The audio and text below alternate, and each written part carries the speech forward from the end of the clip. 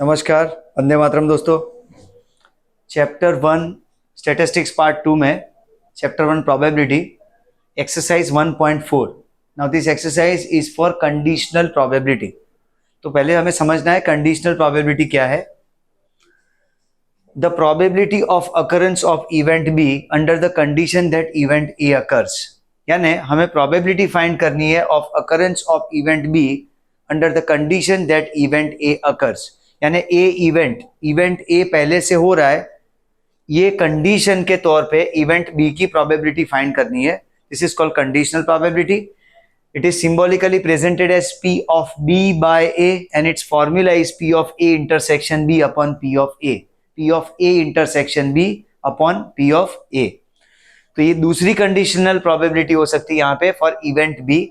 Conditional event, यहाँ पे condition है इवेंट ए, जो कंडीशन होती है वो बेस में आती है, इसलिए यहाँ पे आएगा B by A.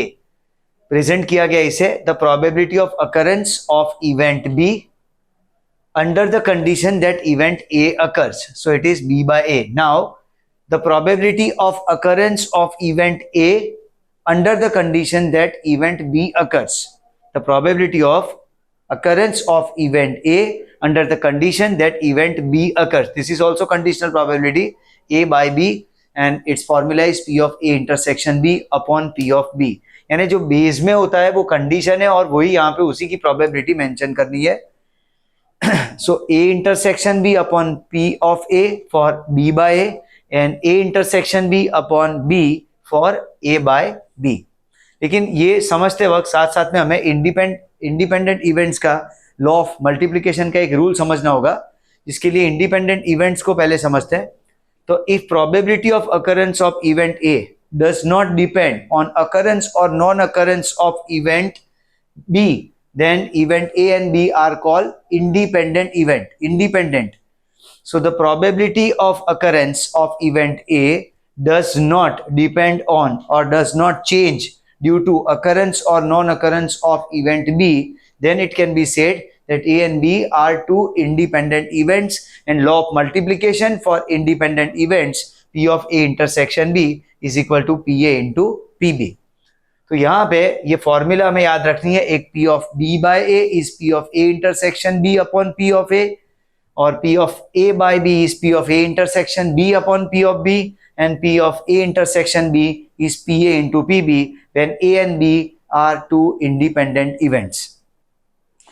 Now question exercise 1.4 का ये question number 2, जिसमें all possible outcomes of a random experiment of tossing two balanced dice together. तो एक्सपेरिमेंट है दो डाइस को टॉस करने का, जिसके टोटल आउटकम है 36 past sessions. We have discuss already this 36 outcomes. तो first of all sample space, तो सैंपल स्पेस में 1 1 1 2 1 3 1 4 1 5 1 6, 2 1 2 2 2 3 2 4 2 5 2 6, 3 1 3 2 3 3 3 4 3 5 3 6, 4 1 4 2 4 3 4 4 4 5 4 6, 5 1 5 2 5 3 5 4 5 5 5 6, and 6 1 6 2 6 3 6 4 6 5 6 6. In total 36 outcomes for tossing two balanced dice together. Now event A, sum of numbers on both the dice is more than 7. हमें बोला गया है पहले event A के लिए sum of numbers, sum means total of numbers on both the dice is more than 7, यानी 7 से ज्यादा होना चाहिए। तो 1 की सीरीज में तो 1 6 ही मैक्सिमम टोटल होगा, वो जो कि 7 है, पर टोटल हमें 7 से ज्यादा चाहिए, इसलिए 2 6 3 5 3 6 4 4 4 5 4 6 5 4 5 5 5 3 5 4 5 5 5 6 एंड 6 2 6 3 6 4 6 5 6 6। ये सारे आउटकम यहाँ पे प्रेजेंट किए हमने 2 6 से लेके 6 6 तक। Total 15 favourable outcomes for this event A and its probability for the occurrence of event A m upon n is 15 by 36. तो event A था sum of numbers on both the die is more than 7। उसके लिए 2 6 से लेके 6 6 तक के outcome आए, जिसमें टोटल 8 या 8 से ज्यादा यानी 8 9 10 11 एंड 12 तक के टोटल 15 आउटकम्स, और उसकी probability 15 by 36। Now second event B is both dice show same result. Both the dice show same result. अब same result वाला आउटकम है 1 1 2 2 3 3 4 4 5 5 and 6 6. So only 6 outcome, 1 1 2 2 3 3 4 4 5 5 6 6. Total number of outcomes, favorable outcomes for event B is 6 and its probability is 6 by 36. Now A intersection B, क्योंकि हमें conditional probability के लिए इधर A by B हो के B by A हो, हमें A intersection B की जरूरत पड़ेगी. जब भी कंडीशनल प्रोबेबिलिटी हो, इंटरसेक्शन की प्रोबेबिलिटी कंपलसरी पहले चाहिए हमें. तो उसके लिए A इंटरसेक्शन B फाइंड करते हैं. तो A इंटरसेक्शन B होगा यानी common element of event A and B, यानी sum of number is more than 7 and sum same numbers on both dice, same number on both dice.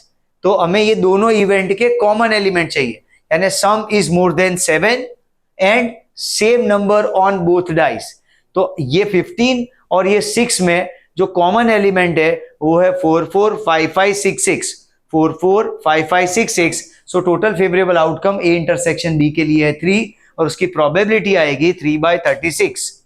Now conditional probability में ध्यान से event को select करना है, ये चेक करना है हमें कि A बाय B पूछा गया है कि B बाय A पूछा गया है. तो यहां पे हमें क्वेश्चन B बाय A का पूछा गया है कि if sum is more than 7 find the probability that same number appears on both the dice. If करके जो दिया है वो कंडीशन होती है हमेशा. तो यहां पे if sum is more than 7 same number appears on both the dice. तो same number appears on both the dice, ये इवेंट की हमें प्रोबेबिलिटी फाइंड करनी है under the condition that same number sum is more than 7. Same number appears on both the dice. ये event की हमें probability find out करनी है under the condition that sum is more than 7. तो ये जो कंडीशन है वो बेस में आएगी. तो सम is more than 7 is A, तो वो A बेस में आएगा और जिसकी हमें प्रोबेबिलिटी फाइंड करनी है यानी same number appears on both the dice वो है इवेंट B. तो सिंबॉलिकली यहाँ पे मेंशन करेंगे B बाय A. अब B बाय A को जहां सेंटेंस में प्रेजेंट करना है तो दोनों तरह से सेंटेंस लिख सकते हैं. हम ऐसा भी लिख सकते हैं कि if sum is more than 7 then same number appears on both the the डाइस, या ऐसा भी लिख सकते हैं कि same number on both the dice if sum is more than 7, same number appears on both the dice if, या तो given that. these two keywords are used to represent that conditional probability, if and given that. तो यहां पे ऐसा लिख सकते हैं हम कि same number on both the dice given that sum is more than 7 और if the some is more than 7. तो इस तरह से हमें खास ध्यान ये रखना है कंडीशनल प्रोबेबिलिटी में कि बेस में जो कंडीशन है उसको रखना है. तो कंडीशनल इवेंट को आइडेंटिफाई करना जरूरी है. यूजुअली ऑफनली इफ करके जो दिया जाता है वही कंडीशनल इवेंट होता है और यहां पे कंडीशन है A that sum is more than 7. तो हमें फाइंड आउट करना है कि same number appears on both the dice. So B by A के लिए फॉर्मूला है P A intersection B upon P of A. तो A इंटरसेक्शन B की प्रोबेबिलिटी है 3 by 36 और ये 15 डिवाइडेड बाय 15 by 36. रेसिप्रोकेट करेंगे तो 3 by 36 इंटू 36 by 15, 36 एलिमिनेट होके बचेगा 3 by 15. So ultimate answer is 1 by 5.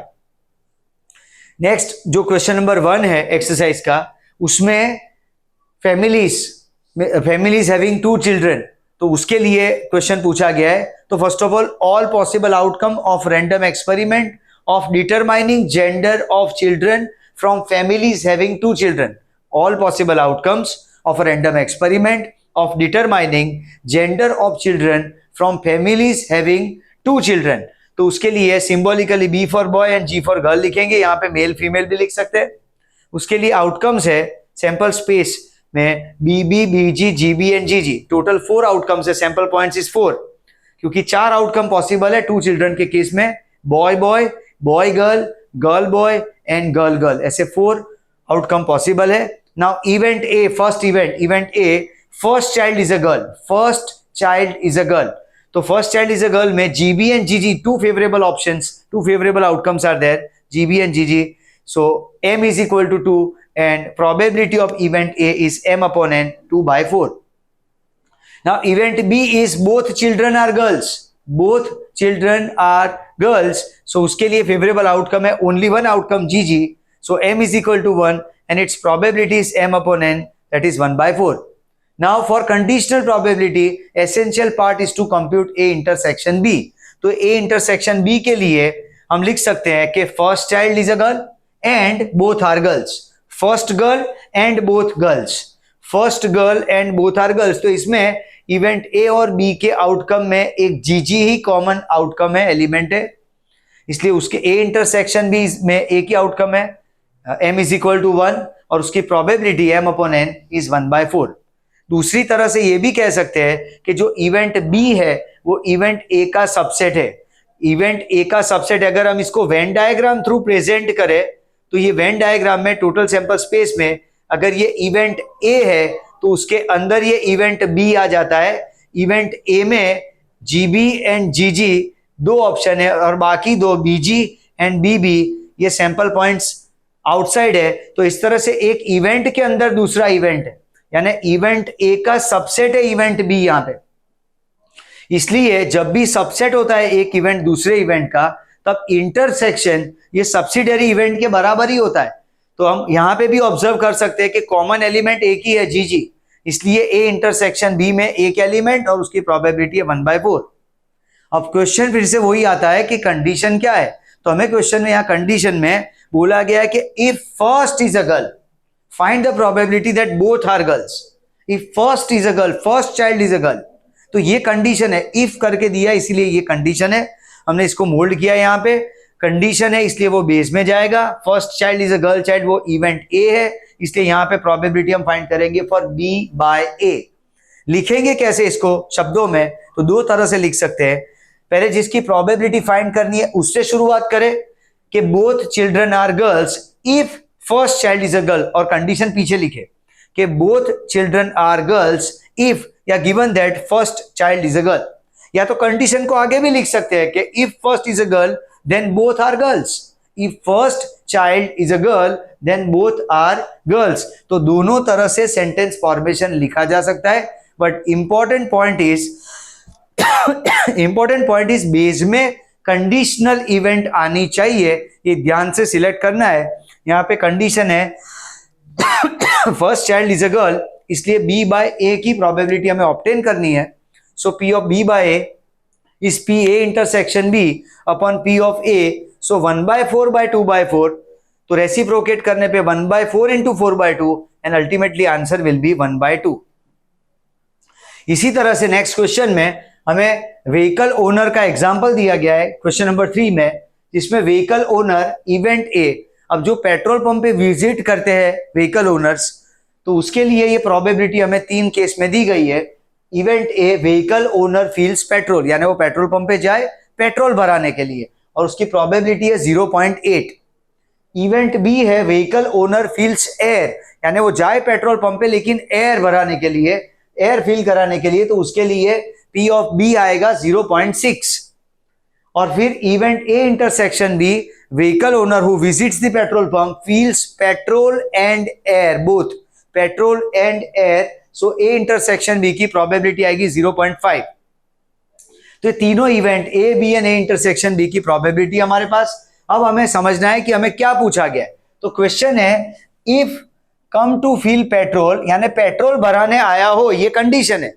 Then also feels air, यानी पेट्रोल भराने आया हो और एयर फिल करावे. तो यहाँ पे एयर फिल कराने के लिए जो कंडीशन, जो इवेंट है वो इवेंट B, और पेट्रोल फिल कराने के लिए आए वो है कंडीशन, और वो है A. तो सिंबॉलिकली इवेंट होगी B/A. तो if come to fill petrol, यानी वो हो गई condition. If come to fill petrol ये हो गई कंडीशन. देन फील्स एयर, यानी वो हो गई इवेंट B. तो B/A फाइंड करना है, तो उसके लिए फॉर्मूला है PA intersection B upon PA, यानी 0.5/0.8. Answer is 5/8. दूसरा हमें पूछा गया है कि if come to fill air, if that vehicle owner come to fill air, air के लिए आया हो और पेट्रोल भरावे, तो उसके लिए P of A/B, क्योंकि यहाँ पे कंडीशन है if come to fill air, तो एयर यानी इवेंट B हुआ, तो A/B पूछा है यहाँ पे, जिसके लिए PA intersection B upon P of B, that is 0.5/0.6. Answer is 5/6. Next question में एक बैंक का केस दिया गया है, जैसे पेट्रोल पंप का स्टडी था, ऐसे ये बैंक का एक केस दिया गया है कि event a customer holds savings account, किसी बैंकिंग इंस्टीट्यूशन में कस्टमर होल्ड सेविंग्स अकाउंट, तो 80% कस्टमर्स होल्ड सेविंग्स अकाउंट, तो P of A is 80%, 80 by 100 यानी 0.8. P of B, event B, customer holds current account, customer holds current account and 50% customer holds current account. So P of B is 50%, 50 by 100 यानी 0.5. Event A की probability है 0.8 and event B की probability है 0.5. Now हमें previous question में A intersection B दिया था कि that vehicle owner feels petrol and air both, और वो इंटरसेक्शन की प्रोबेबिलिटी थी 0.5. अब यहां पे हमें यूनियन दिया गया है, हमें शब्द दिया गया है कि customer holds at least one of both savings and current account. At least one आया है यानी ये यूनियन हुआ, बोथ ए एंड बी आवे तो वो होगा इंटरसेक्शन. यहां पे एटलीस्ट वन है तो इसको वर्ड्स में दो तरह से हम लिख सकते हैं कि customer holds at least one type of account, या तो कस्टमर होल्ड्स सेविंग्स और current account. Customer holds savings और करंट अकाउंट, ये दो तरह से हम लिख सकते हैं. तो ए यूनियन बी को 90% customer holds at least one of savings and current account, यानी ए यूनियन बी के लिए 90% यानी 90 by 100 यानी 0.9 उसकी प्रोबेबिलिटी आएगी ए यूनियन बी की. तो ए की प्रोबेबिलिटी है 0.8, बी के लिए 0.5 और ए यूनियन बी के लिए 0.9. अब कंडीशनल प्रोबेबिलिटी के लिए मेन एलिमेंट है ए इंटरसेक्शन बी का, इसलिए ए बी और ए यूनियन बी में से फर्स्ट ऑफ ऑल हमें ए इंटरसेक्शन बी निकालना होगा with the use of law of addition, that is A intersection B equals to P A plus P B minus P A union B. तो P A की probability है 0.8 plus P of B is 0.5 minus 0.9. 0.8 plus 0.5 is 1.3 minus 0.9, answer is 0.4. So A intersection B की probability हमें मिलेगी 0.4. Now main question हमें ऐसा पूछा गया है कि कस्टमर होल्ड सेविंग्स अकाउंट, इसकी प्रोबेबिलिटी हमें फाइंड करनी है under the condition that he holds current account. So find the probability that customer hold savings account if he holds current account, और given that he holds current account. These two key words to be taken into consideration for this conditional probability, if and given that. तो क्या sentence है, क्या find करना है probability में? Find out, question ऐसा ही है कि find out the probability that customer hold savings account if he holds current account. तो यहाँ पे कंडीशन जो है if he holds current account, current account condition है यानी इवेंट बी कंडीशन है, इसलिए हमें ए बाय बी की प्रोबेबिलिटी फाइंड करनी है. तो P of A by B is P A intersection B upon P B, यानी 0.4 by 0.5, 4 by 5 is the answer, means 0.8. Next जो दो क्वेश्चन है, क्वेश्चन नंबर 5 and 6, वो फॉर्मूला बेस्ड क्वेश्चन है. तो यहाँ पे हमें क्वेश्चन 5 में पी ऑफ ए दिया गया है 2/3, पी ऑफ बी दिया गया है 3/5 एंड बी बाय ए की प्रोबेबिलिटी है 3/4. अब सबसे पहले हमें यहाँ पे A intersection B, P of A intersection B, B by A को ओपन करेंगे, बी बाय ए की वैल्यू है 3/4, तो बी बाय ए की फॉर्मूला है P of A intersection B upon P of A. तो P of A intersection B upon P of A is equal to 3/4. अब इसमें से पी ऑफ ए की प्रोबेबिलिटी हमारे पास है 2/3, तो P of A intersection B upon 2/3 is equal to 3/4. ये 2/3 यहाँ 3/4 के साथ मल्टीप्लीकेशन में जाएगा, तो P of A intersection B is 3/4 into 2/3, 3/4 into 2/3, 3 eliminate हो पे बचेगा यहाँ पे 2/4, तो फाइनल आंसर इज 1/2. तो ए इंटरसेक्शन बी का आंसर आएगा 1/2. इसी तरह से हमें यहाँ पे ए बाय बी फाइंड करने के लिए बोला गया है. पी ए इंटरसेक्शन बी एक एसेंशियल एलिमेंट था, इसके बाद ही हम अनदर कंडीशनल प्रोबेबिलिटी तक जा सकते हैं, क्योंकि बी बाय ए हमें दिया गया है और ए बाय बी पूछा गया है, लेकिन बी बाय ए की फॉर्मूला को ओपन करने से पहले हमें ए इंटरसेक्शन बी मिलेगा, जिसको यूज करके हमें ए बाय बी फाइंड करना है. तो नाउ ए बाय बी के लिए फॉर्मूला आएगी P A intersection B upon P of B. A intersection B हमने ढूंढा है 1/2 और पी ऑफ बी है 3/5, रेसिप्रोकेट करें तो 1/2 इंटू 5/3, तो ultimately 5/6 is the answer for P of A by B. Another question, question number 6 में हमें एक इक्वेशन इस तरह से दिया है प्रोबेबिलिटी कंपैरिजन में कि P of M is equal to P of F is equal to 1/2। ये दोनों इवेंट की सेम प्रोबेबिलिटी है 1/2। P of M equals to P of F is equal to 1/2। Now P of A by M जिसकी probability 1/10 दी गई है question में, A by M। तो अगर इस तरह से हम देखें कि A बाय B तो A intersection B upon P of B, वैसे A बाय M तो P A intersection M upon P of M is equal to 1/2। अब P ऑफ M की प्रोबेबिलिटी है 1/2 ऑलरेडी दिया गया है, तो P A intersection M upon 1/2 equals to 1/10। ये 1/2 1/10 के साथ मल्टीप्लीकेशन में जाएगा, तो P A intersection M equals to 1/10 into 1/2 and answer is 1/20। Another question इसी के अंदर सब क्वेश्चन है, P of A by F, P of A जैसे A बाय M दिया गया था 1/10, वैसे A बाय F इज 1/2। तो जैसे A बाय B के लिए A intersection B upon P of B, वैसे यहाँ A बाय F के लिए P of A intersection F upon P of F equals to 1/2। अब ये दोनों में से P of F is given as 1/2, तो P of A intersection F upon 1/2 equals to 1/2. Now this 1/2 will be multiplied with 1/2. So 1/2 into 1/2 is 1/4 and it's the answer for the probability of event A intersection F. Next question number 7 में case study ऐसा दिया है कि दो box है, box 1 में 2 gold coins and 4 silver coins यानी total 6 coins, box 2 में 3 gold coins and 5 silver coins total 8 coins. तो इस तरह से दो बॉक्स है, दोनों बॉक्स में से एक एक कॉइन सिलेक्ट किया जा रहा है, दोनों बॉक्स में से, ये एक इंपॉर्टेंट बात है, दोनों बॉक्स में से एक एक कॉइन सिलेक्ट किया जा रहा है और हमें पूछा गया है कि 1 coin is gold and another coin is of silver, 1 coin is of gold and another coin is of silver. तो इसके लिए हमें पहले event A, the gold coin from box 1, gold coin from box 1, तो बॉक्स 1 में gold coin से 2 और total coin है 6, तो इवेंट ए की प्रोबेबिलिटी आएगी 2/6। दूसरी इवेंट बी है गोल्ड कॉइन फ्रॉम बॉक्स 2, तो बॉक्स 2 के लिए गोल्ड कॉइन है 3 और टोटल कॉइन से 8, तो P ऑफ B आएगा 3/8, 3 gold coins out of total 8 यानी प्रोबेबिलिटी 3/8, और A में 2 गोल्ड कॉइन्स आउट ऑफ 6 यानी उसकी प्रोबेबिलिटी आएगी 2/6। Now silver coin, event C, silver coin from box 1, box 1 में सिल्वर कॉइन से 4 आउट ऑफ 6, इसके लिए 4/6 प्रोबेबिलिटी उसकी। एंड इवेंट डी जिसके अंदर silver coin from box 2, silver coin from box 2, तो उसके लिए P of D and it's probability is 5/8, 5 out of 8 यानी 5/8। यहाँ पे हम चेंज कर सकते थे 2/6 को 1/3, 4/6 को 2/3, but let it be as if given in the question, जैसे दिया है, just for understanding purpose हमने ऐसे ही रखा है उसे। Now event E जो हमें क्वेश्चन में मेन पूछा गया है वो है इवेंट E के लिए, वो है 1 coin of gold and another coin of silver, 1 coin of gold and other coin of silver। तो इसके लिए हमें ऐसे समझना होगा कि गोल्ड फ्रॉम बॉक्स 1, क्योंकि दोनों बॉक्स में से एक एक कॉइन निकालने हैं, इसलिए अगर गोल्ड आया बॉक्स 1 में से तो सिल्वर आएगा बॉक्स 2 में से, और अगर सिल्वर आया बॉक्स 1 में से तो गोल्ड आएगा बॉक्स 2 में से।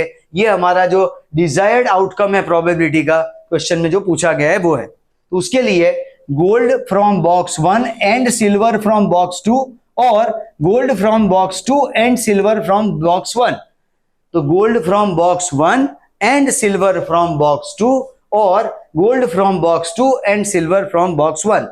तो यहां पे इवेंट ई के लिए हम लिख सकते हैं ए intersection D, because A is gold from box 1 and D is silver from box 2, because दोनों बॉक्स में से एक एक कॉइन सिलेक्ट करने हैं, तो यानी पहले में से गोल्ड आया बॉक्स 1 में से, तो 2 में से सिल्वर ही आना चाहिए, इसलिए वो है इवेंट डी।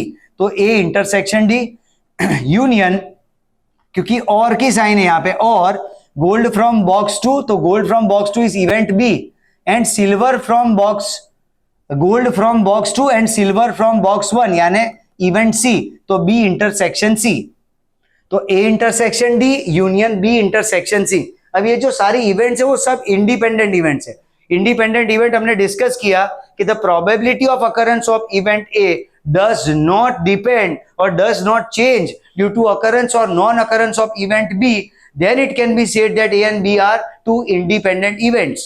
तो यहाँ पे occurrence and non occurrence of any particular event is not dependent on occurrence और non occurrence of another event. इस तरह से ये सारी इवेंट इंडिपेंडेंट इवेंट है, इसलिए यहाँ पे सीधा लॉ ऑफ मल्टीप्लीकेशन अप्लाई होगा। P of A intersection B is equal to PA into PB। तो यहाँ पे A इंटरसेक्शन D यानी PA into PD plus B intersection C plus इसलिए क्योंकि यहाँ पे यूनियन है इसलिए प्लस की साइन आएगी and PB into PC।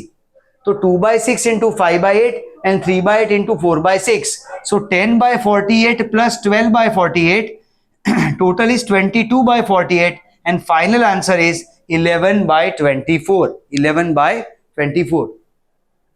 Next जो केस स्टडी है क्वेश्चन 8 में, उसमें दो फैमिली दिए गए हैं। अब जो पॉइंट ऑफ डिफरेंस है, डिस्टिंक्शन है, वो समझना है प्रीवियस क्वेश्चन से। यहाँ पे दोनों बॉक्स में से एक एक कॉइन सिलेक्ट करना था और एक गोल्ड का और एक सिल्वर का होना चाहिए, ऐसा था। अब यहाँ पे फैमिली 1 एंड फैमिली 2 ऐसे दो फैमिली है। फर्स्ट ऑफ ऑल दो में से एक फैमिली सिलेक्ट करना है और उसमें हर एक फैमिली में कॉम्पोजिशन जो है, फैमिली कॉम्पोजिशन में 3 सन एंड 2 डॉटर्स यानी टोटल 5 चिल्ड्रन फैमिली 1 में, 2 में 2 सन एंड 4 डॉटर्स यानी टोटल 6 चिल्ड्रन इन फैमिली 2 में। तो फर्स्ट टेक में पहले फैमिली सिलेक्ट होगा, दोनों में से कोई एक, तो दोनों का इक्वल चांस होगा, just like tossing a balance coin जैसा, इक्वल हाफ हाफ चांस। तो event A that family 1 is selected, तो उसकी प्रोबेबिलिटी है 1/2 and event B is family 2 is selected और उसकी प्रोबेबिलिटी आएगी 1/2।